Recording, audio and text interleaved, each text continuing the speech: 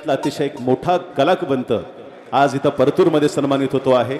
आपण सर्वांनी दोन्ही हात उंचावून, अगदी दोन्ही हात उंचावून जोरदार जोरदार टाळ्या वाजवून अभिनंदन करूया आणि या शुभेच्छांचा आपल्या सर्वांच्या प्रेमाचा वर्षाव करूया। माननीय गौरव मूर्ती, सन्मान मूर्ती पुरस्कार वितरणाची या ठिकाणी होत आहे। राम राम। मंचावरील सर्व मान्यवर, सगळ्यांची नावं घेत बसत नाही, इथे लिहिलेले आहेत, त्यांनी वेळ खूप जातून सगळ्यांनी सगळ्यांची नावं खूप वेळा घेतलेली आहेत, त्यामुळे आपल्याला सर्वांना परिचय झालेला आहे। त्या सर्व मान्यवरांना अभिवादन करतो। इथे जमलेल्या सर्व परतूर निवासियांना, पत्रकार बंधूंना सगळ्यांना रामराम। मगाशी दासू म्हणाला तसं पुरस्कार गल्लोगल्ली झालेले असतात। किती पुरस्कार मिळाले, काय नाव मिळाले ते वाचित नाही, ते बायोडाटा पाठविला तर त्याच्यातले अर्धे चुकीचे वाचते। सगळ्यात आधी माझं जन्म छत्रपती संभाजीनगरच्या घाटी रुग्णालयात झाला हे तुम्हा सगळ्यांना सांगतो। नाही तर बऱ्याचदा तुम्ही कुंथलगिरीला जन्मले का, मादळमोहीला जन्मले का, जे नाव घेतलं कॅरेक्टरचं तिथंच जन्मलेत का असं म्हणतात। पण अर्थात मराठवाड्यातच जन्मलेला असल्यामुळे कुठल्याही गावचं मी तिथं फार वाद घालीत नाही, मी म्हणतो हो तिथंच जन्मलो।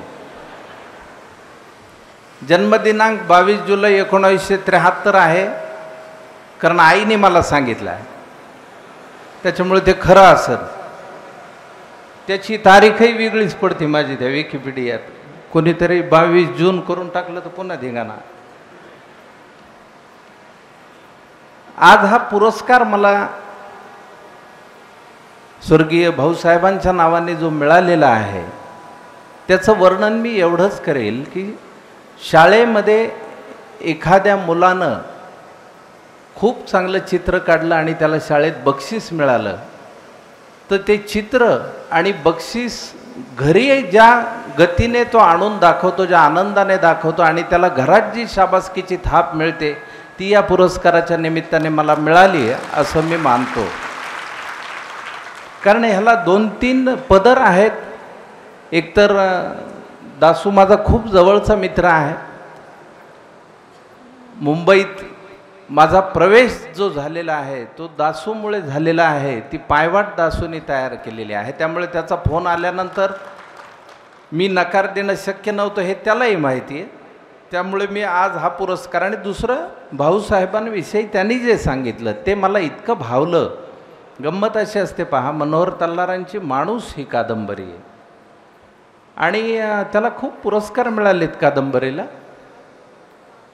पण परतूरला तुम्हाला माणूस सापडला हे जास्त त्यातलं महत्त्वाचं आहे असं मला वाटतं। आणि आज 25 वर्षानंतरही दासू त्या प्रेमातून मुक्त होऊ शकलेला नाही, ही जास्त महत्त्वाची गोष्ट आहे। कारण भाऊंच्या आठवणी सांगताना 25 वर्ष तो मागे गेला, मला वाटतं एखाद्याची आठवण सांगताना आपण इतकं रद्द होणं ही फार महत्त्वाची गोष्ट आहे।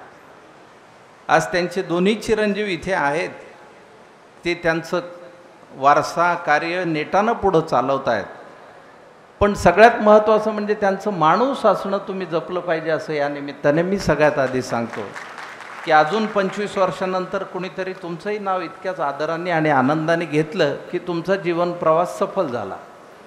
बाकी तुम्ही आयुष्यात काय मिळवलं त्याला महत्त्व गौणच असतं, कारण एक दिवस आपण जेव्हा जातो त्यावेळी कपडे काय, शरीरसुद्धा बरोबर नेता येत नाही, त्याच्यामुळे आपण कमवलं काय तर आपण माणुसकी कमवली, आणि माणूस कमवलं हे सगळ्यात महत्त्वाचं असतं।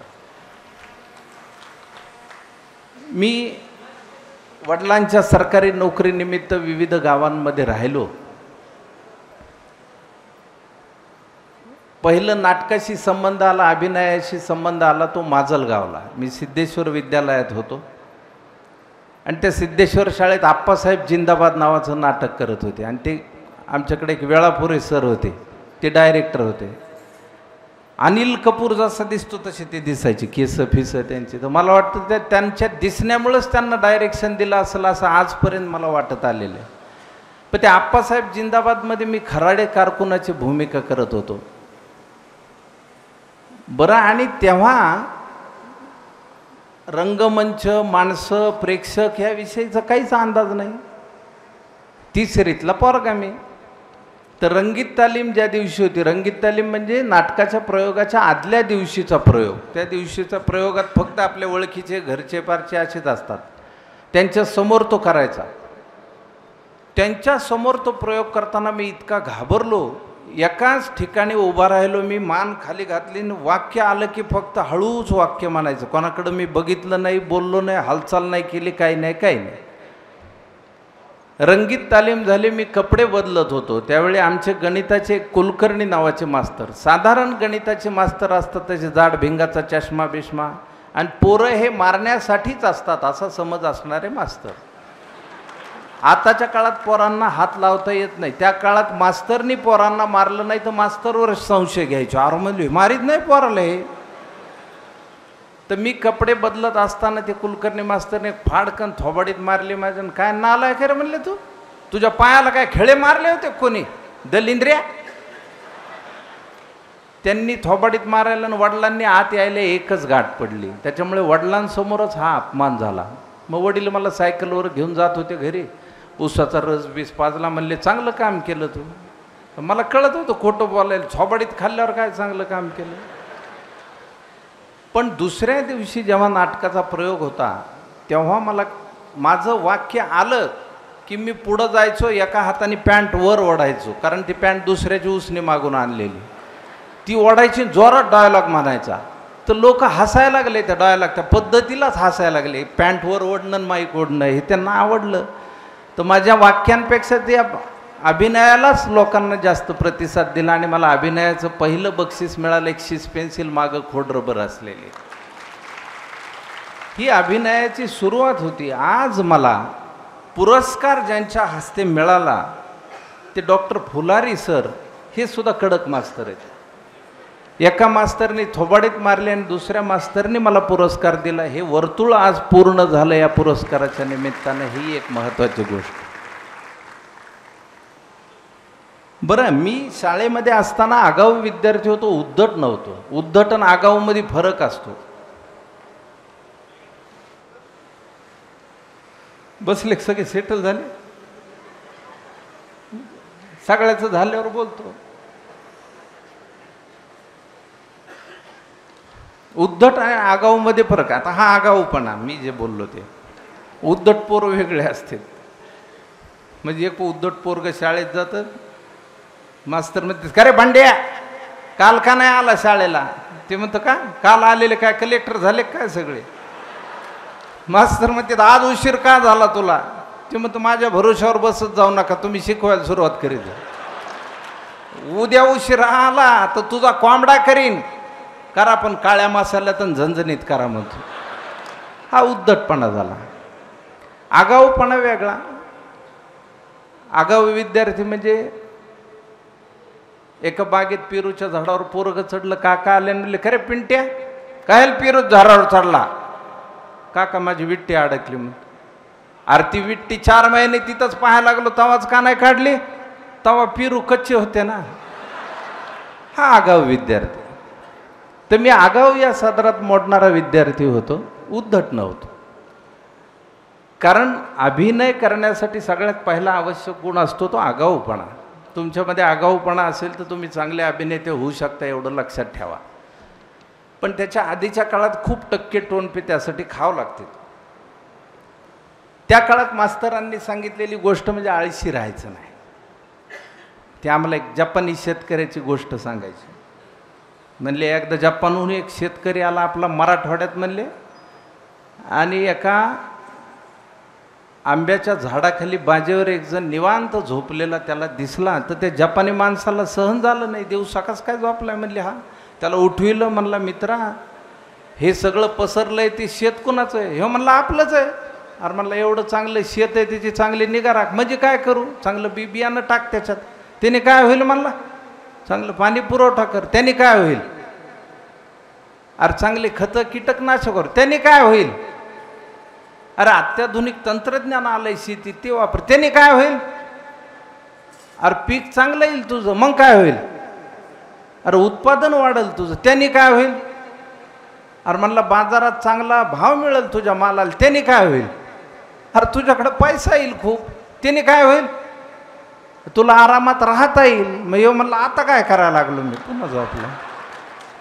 ते गोष्टीतलं शेतकरी व्हायचं नाही म्हणजे. कारण आमचे इतिहासाचे पाटील सर शाळेतले, एखादं उत्तर आलं नाही की जवळ बोलवायचे, थोबाडीत मारायचे. काय नालायक आहे रे, तुला एवढं साधं उत्तर येत नाही? तुझं म्हणजे जन्माला आले न मेले फुकटचा हेलपाटा झाला. तर आपला फुकटचा हेलपाटा होऊ नये ही खुणगाट खूप लहानपणीपासून मनाशी बांधलेली असल्यामुळे हा प्रवास सुरू झाला. त्यानंतर मी छत्रपती संभाजीनगरला आलो पदवीच्या शिक्षणासाठी.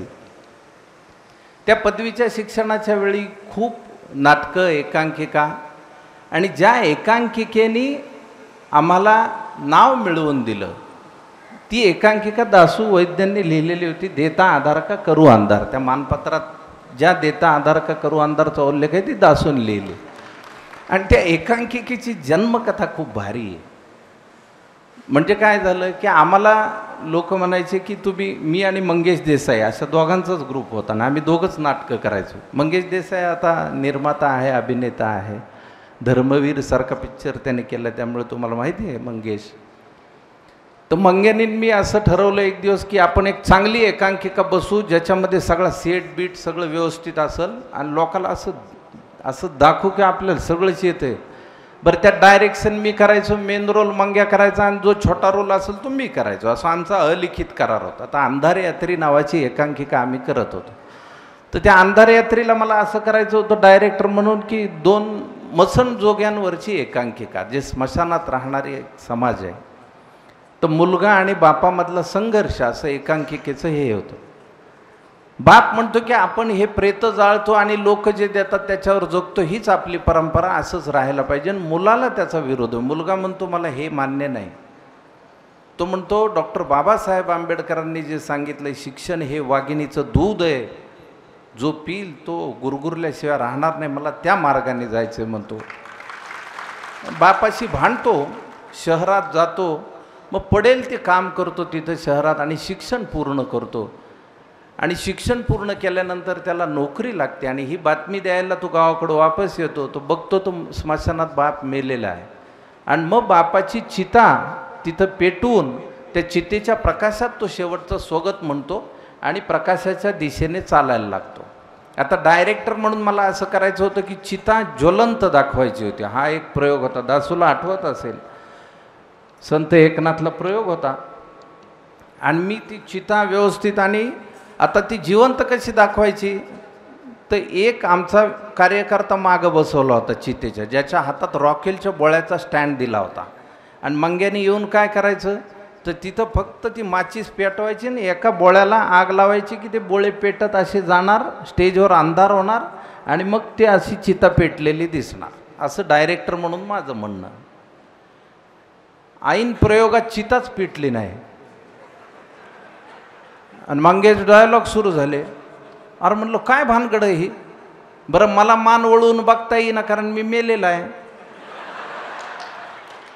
हळूच डोळे बारीक करून बघितलं तर लाईट चालू अर्धीच्या आहे म्हणलं. आणि ती चिता पेटली नाही हे पहिल्यांदा मला कळलं, कारण त्या कार्यकर्त्यांनी शिवी घातली, जमा आयला उगत बसवलं आम्हाला इथं, असं म्हणून तिथं कळलं ते. मग ती सगळी झाली एकांकिका, टाळ्या बिळ्या पडल्या, पडदा पडला की मी आपलं मंगेश भांड, काय म्हणलं रे तुला एक माचीस पेटविता येत नाही का? म्हणलं एवढं मी सगळं रचलं होतं. तो म्हणला माचीसमध्ये एकच काडी होती, मी पेटवायला गेलो तो गुल तुटलं आणि उडला म्हणला कुठतरी. आता गुल शोधू का डायलॉग म्हणू म्हणला. मग तेव्हापासून आम्ही लक्षात ठेवलं की सिगरेट बिड्या वाढणारे मित्र जवळ ठेवायचेच नाहीत. कारण आम्ही माचीस नवी आणली होती, पण ते मागं कोणतरी शुभेच्छा द्यायला आलं, त्याने नवीन टाकली आणि त्याची एक काडी असलेली ठेवली तिथं. अशा धडपडीतनं आम्ही शिकत पुढं.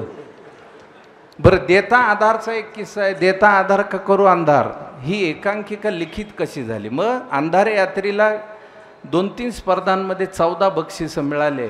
आणि मग मंगेशचा कॉन्फिडन्स वाढला. मग जेव्हा आम्हाला हे बक्षीस मिळाले त्यावेळी आम्ही हॉटेलमध्ये बसून जेवत होतो. पारितोषिक मिळाले, आहा हा आनंद झालेला. आणि मला आठवतं 23 जानेवारी 1994 असा तो दिवस होता. तर आम्ही गप्पा मारत असताना मंगे म्हणलं मी मुंबईच्या एकांकिका स्पर्धेची म्हणला एंट्री भरली, 300 रुपये दिलेत म्हणला त्याचे. म्हणलो हा कधी एकांकिका? तो म्हणला 26 तारखेला. मी म्हणलं वेळ आहे, महिना आहे अजून. तो म्हणला नाही नाही आत्ता 26.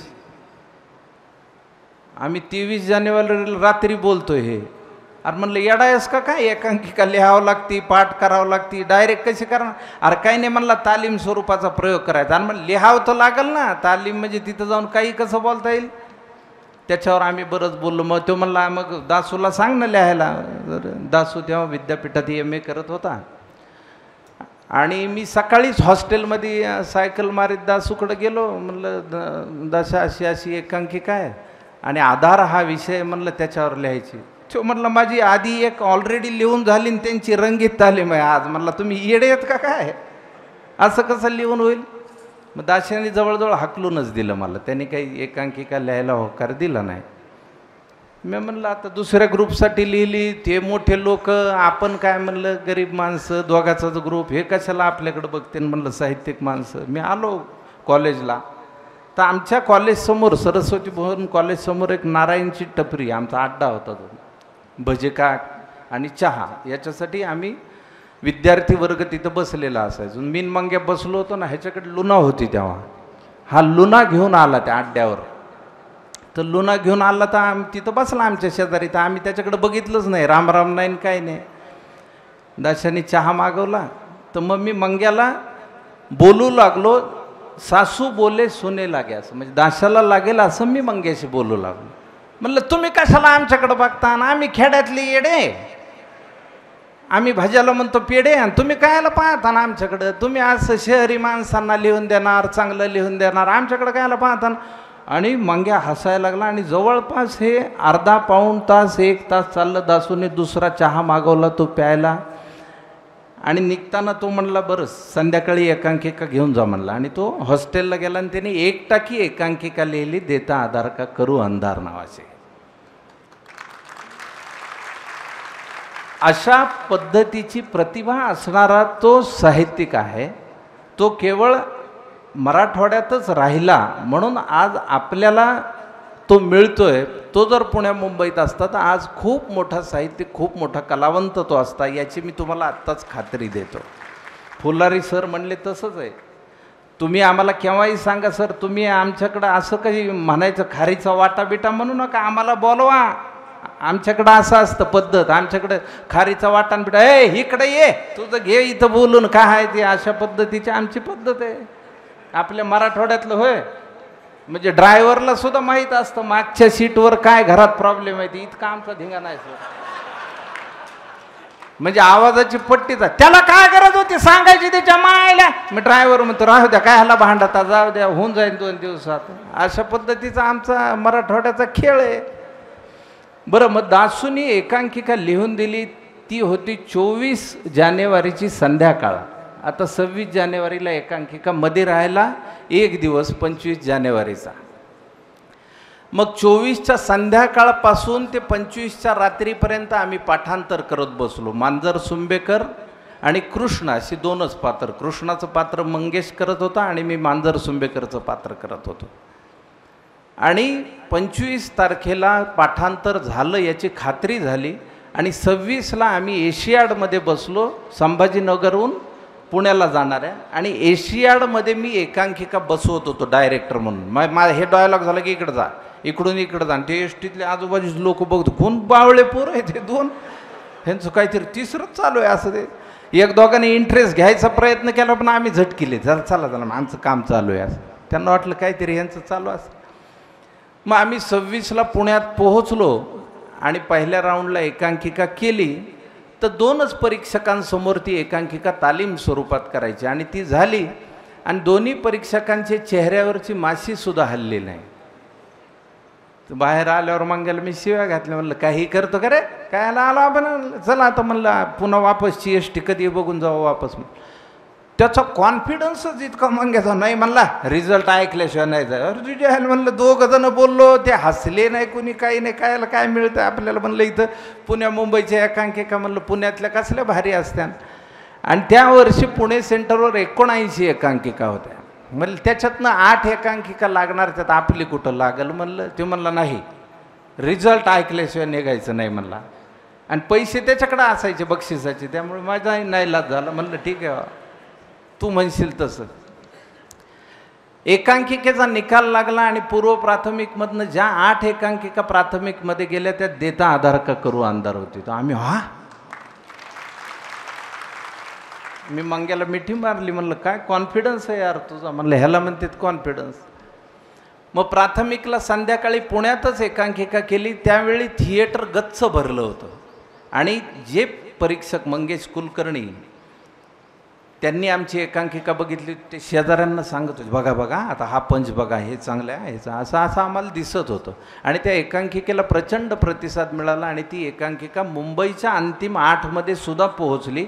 आणि मुंबईच्या अंतिम 8मध्ये पोहोचून मला महाराष्ट्रातून सर्वोत्कृष्ट अभिनयाचं पहिलं बक्षीस मिळालं.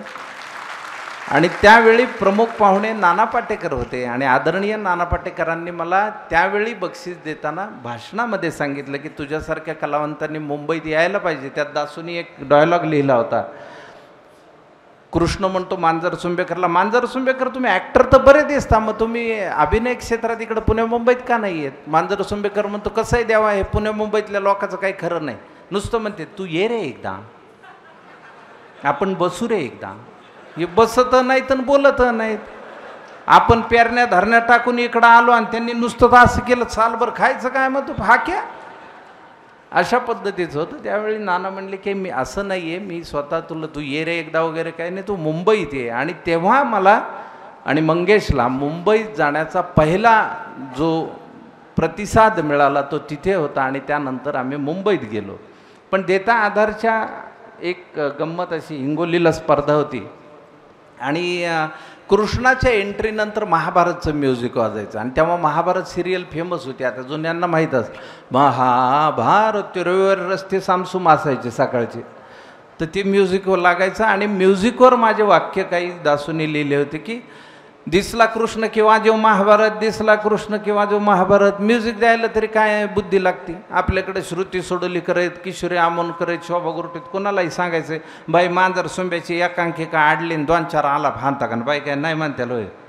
अशा पद्धतीची वाक्य होती. तर ते हिंगोलीच्या स्पर्धेत कृष्णाची एंट्री झाली आणि म्युझिकच वाजलं नाही. आणि म्हणलं ही तर बोंब झाली, आता बोलायचं काय. मग हातात गोवर्धन पर्वत घेऊन मागे आपलं विंगेच्या तिथं मी त्याला हळूच बाजूला सरक म्हणलं. त्याच्या मागं आमचा म्युझिकवाला बसला होता. म्युझिकवाल्याला खून केली.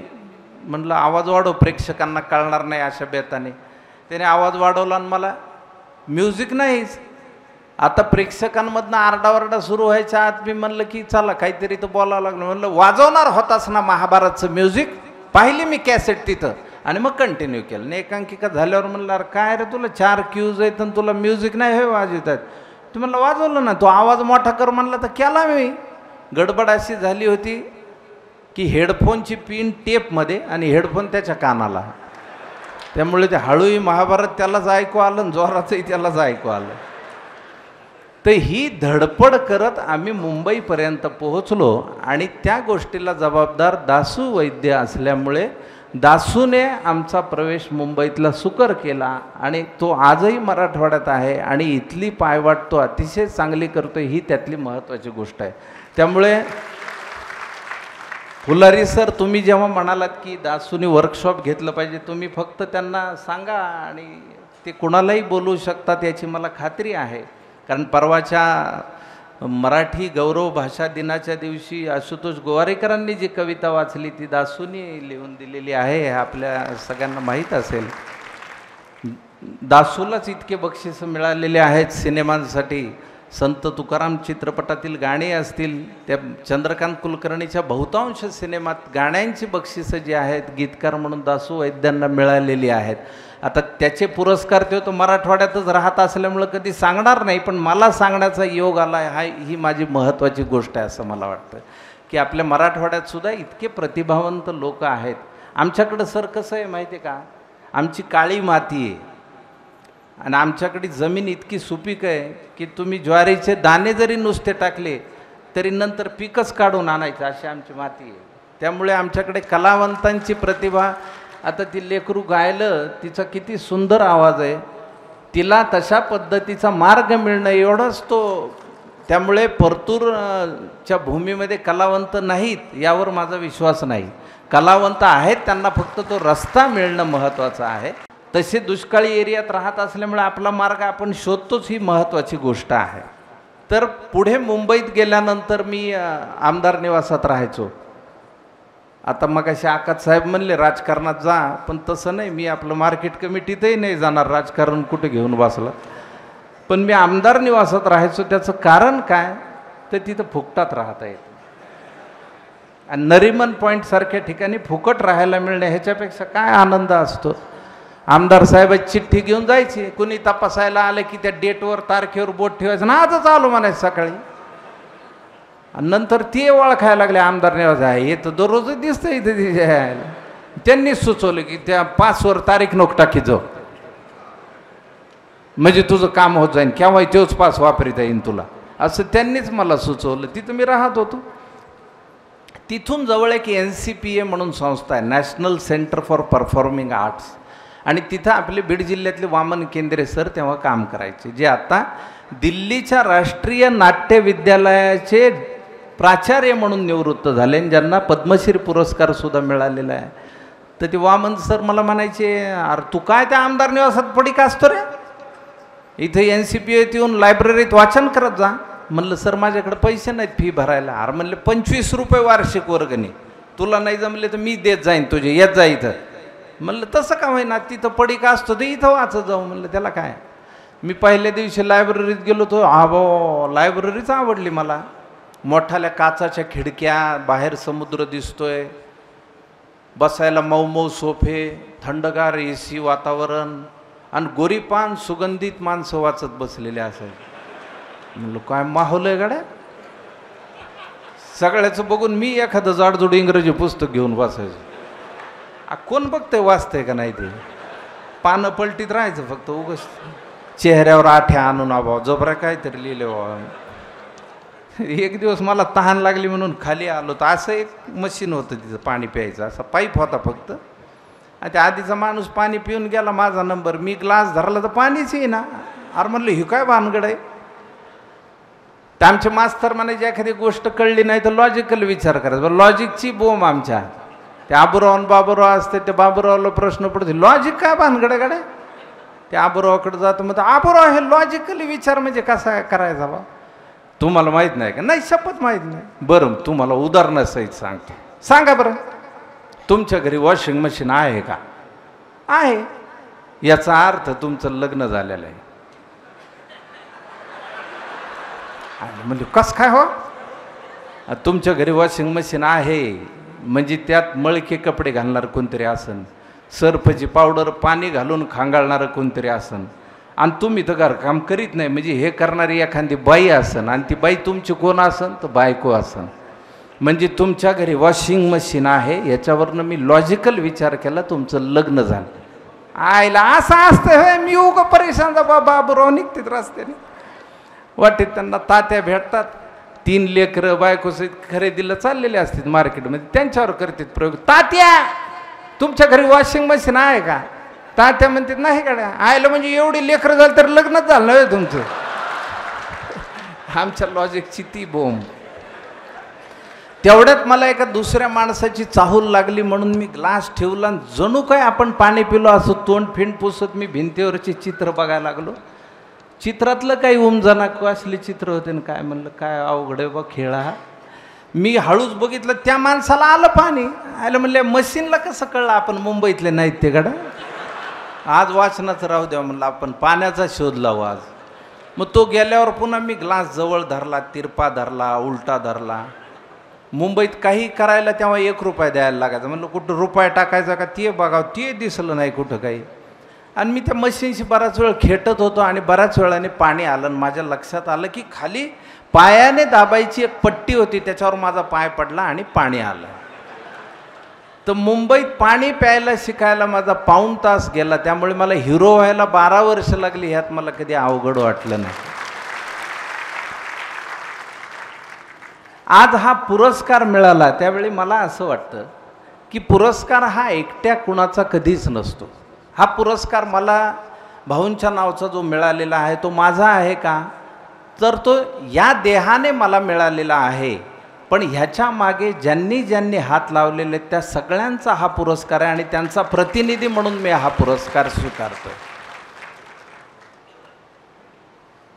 मला रामनगरकरांच्या रामनगरीच्या प्रस्तावनेत त्यांनी एक छान गोष्ट लिहिलेली. ते म्हणले गावाकडे यात्रा असती, त्या यात्रेमध्ये सासनकाठी धरून दोरावर तोल धरून एक जण चालत चालत ह्या टोकावरून त्या टोकावर जातो. त्याच्या कमरेला काही कासरे बांधलेले असतात आणि त्या कासऱ्यांची टोकं गर्दीतल्या काही माणसांच्या हातात असतात. तर त्या गर्दीला त्यांची जाणीव नसते त्या कासरे धरलेल्या माणसाची, पण त्या वर चालणाऱ्या माणसाला मात्र त्या सगळ्या चेहऱ्यांची जाणीव असते. तर कुठल्याही पुरस्काराच्या बाबतीत मलाही असं वाटतं की मलाही त्या चेहऱ्यांची जाणीव आहे आणि हा सगळा पुरस्कार मी त्यांना समर्पित करतो. त्यांच्यामुळे आज हा मला मिळालेला आहे. बऱ्याचदा भाषेविषयी बोललं गेलं माझ्या की मराठवाड्यातली भाषा तुम्ही मोठी केली, पण भाषेला मोठं करण्या इतकं आपण कधीही मोठं होत नाही, होऊ नये आणि मला देवाने कधी तेवढं करू नये. हा, भाषेमुळे आपण मोठे होत असू ही गोष्ट खरी आहे. मराठवाड्यातली जी बोली भाषा आहे ती माझ्या आधीसुद्धा फार चांगल्या पद्धतीनं बोलली गेलेली आहे. लक्ष्मण देशपांडे सरांनी वराड निघालेमध्ये ती मांडली. माझ्यानंतरही खूप चांगली येणारी तरुण कलावंत मंडळी मराठवाड्यातली भाषा खूप सुंदर पद्धतीनं जास्त चांगल्या पद्धतीनं मांडतील. त्यांनाही प्रेक्षकांचा प्रतिसाद जास्त मिळेल. कारण आपल्या 52 बोली भाषा आहेत महाराष्ट्रातल्या, त्यातून आपली मराठी बनलेली आहे. आणि कुठल्याही ग्रामीण भाषेमध्ये गाणं असतं, ते गाणं ज्याला ऐकायला आणि बोलायला जमलं तो कुठलीही ग्रामीण भाषा चांगल्या पद्धतीनं बोलू शकतो. आत्ता फुलारी सर बोलत होते, सोलापूरचा टच जाणवत होता त्यांच्या भाषेत. आणि सैराट नावाचा सिनेमा आला, त्यामध्ये त्या नायक आणि नायिकेने सोलापुरी भाषा वापरली, त्यालाही प्रेक्षकांनी उत्कट प्रतिसाद दिला. किंवा मच्छिंद्र कांबळींनी मालवणातली भाषा मालवणी प्रसिद्ध केली. त्यामुळे भाषा तुम्हाला मोठी करते. भाषेचा फक्त गवगवा होतो त्या कलावंतामुळं, पण ती भाषा तुम्हाला मोठं करत असते. तर आणि आपल्या मराठीला तर किती छान, आपण मराठी गौरव दिन आत्ताच साजरा केलेला आहे. खरं तर मला इंग्रजी ही भाषा नसून फॅशन आहे असं वाटतं आजकाल. कारण इंग्रजी येत नसलो असं बघते, त्याला इंग्रजी येत नाही होय तिकडं, अशा पद्धतीनं बघतात. पण बघा आपल्याकडे 52 मूळाक्षरं आहेत आणि इंग्रजीत 26च आहेत. आता कोणालाही सांगा इथं बसलेल्या, मिठी, आलिंगन, बाहुपाश, करकमलपाश असा शब्द प्रयोग केला की अंगावर रोमांच उठतात की नाही. आणि ह्याला इंग्रजीत काय शब्द आहे? हग. हग. त्याच्यामुळे आपल्या भाषेचं श्रेष्ठत्व आपण सगळ्यांनी लक्षात घेतलं पाहिजे आणि तिचं जतन आपण सगळ्यांनी केलं पाहिजे, ही महत्त्वाची गोष्ट आहे. संस्कृती परंपरा जपली नाही, भाषा जपली नाही तर काय होईल. एका गावात एक समाजसेवक होता, लोकांचे खूप कामं धामं करायचा. एक दिवस गावात कार्यक्रम ठरला, सगळे म्हणले अण्णा तुम्ही व्हा अध्यक्ष. अण्णा म्हणले मला कशाला. नाही म्हणले तुम्ही सिनियर मोस्ट पर्सन आहेत, गावात लोकांचे कामं धामं करा, तुम्ही व्हा. बरं म्हणले, मी होतो. आत कपडे चांगले घाला गाड्या. कपड्यात काय आहे म्हणले. नाही नाही तुम्ही कसं ते ओल्ड फॅशनचं घालतात, धोतर, 3 गुंडीचा शर्ट, गमछा, गांधी टोपी, तसं नको. शर्ट पॅन्ट आले तर बाजारात तसं घाला म्हणले, नवीन फॅशनचं, अध्यक्ष चांगला दिसला पाहिजे. बरं म्हणले. त्या मित्रांच्या आग्रहाला बळी पडले, बाजारातून शर्ट पॅन्ट घेऊन आले. घरी येऊन बघितलं तर पॅन्ट लांब झाली होती. ती बायकोकडे गेले, बायको चुलीवर स्वयंपाक करत होती, भाकऱ्या थापीत होती. तिला म्हणले मंडळी कार्यक्रम आम्ही अध्यक्ष आहे, ते पॅन्ट लांब झाली, विधभर कापून टिप मारून देता का. बायको म्हणली तुम्ही गावभर लष्कराच्या भाकऱ्या भाजीत हिंडता, आम्ही कुठं कुठं बघायचं. जा तुमच्या आईला सांगा, मला टोचून बोलण्याशिवाय काय काम असतं तिला दिवसभर. जा बरं म्हणले आईकडे गेले, मातोश्री संध्याकाळी कार्यक्रम आहे. म्हातारे म्हणले आज एकादश आहे, आता तरी देव करू दे, आई कावार पुरायची, तुला बायको करून दिलेली आहे, खायचा त्यांना सांग कुणाला. बरं म्हणले लेकीकडे गेले, म्हणले माझे संध्याकाळी कार्यक्रम आहे. ती म्हणली पप्पा आमचा रीतीवाला नवऱ्यावर डॅन्स आहे. ती तालमीला गेली. हे कंटाळले, कपडे गुंडाळले, अलमारीत टाकले आणि गेले गावात कामं करायला. त्या अर्ध्या घंट्याने बायको स्वयंपाक पाणी उरकलं, निवांत बसली होती. तिला आठवलं बाया नवरा अध्यक्ष आहे. तिने पॅन्ट काढली, विधभर कापली, टिप मारून ठेवून दिली आणि शेजारणीकडे गप्पा मारायला गेली. अर्ध्या घंट्याने म्हातारी आली.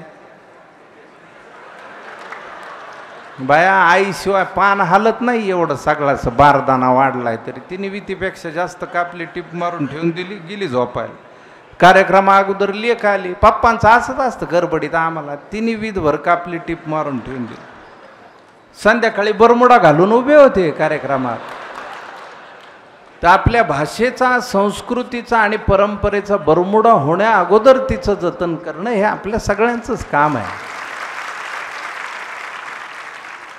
त्यामुळे आजच्या पुरस्काराविषयी मी जे बोललो तो आनंद जास्त आहे. म्हणून आजही मी व्यक्त होताना इतकी जण उन्हात उभे आहेत याचं मला खरं तर खंत, आणि ऊन चटकायला लागलं. होळीच्या आधीच कसले दिवस आले कलियुगातले, अजून तो होळी व्हायची तावं तर काय व्हायचं काय माहीत. पण मला असं वाटतं की व्यक्त होताना आपण त्या सगळ्या गोष्टीत, आणि मला अशी खात्री आहे की माझ्यानंतर येणारी मराठवाड्यातली जी कलावंताची पिढी आहे ती माझ्यापेक्षा सुद्धा जास्त चांगली आणि जास्त सुंदर असेल.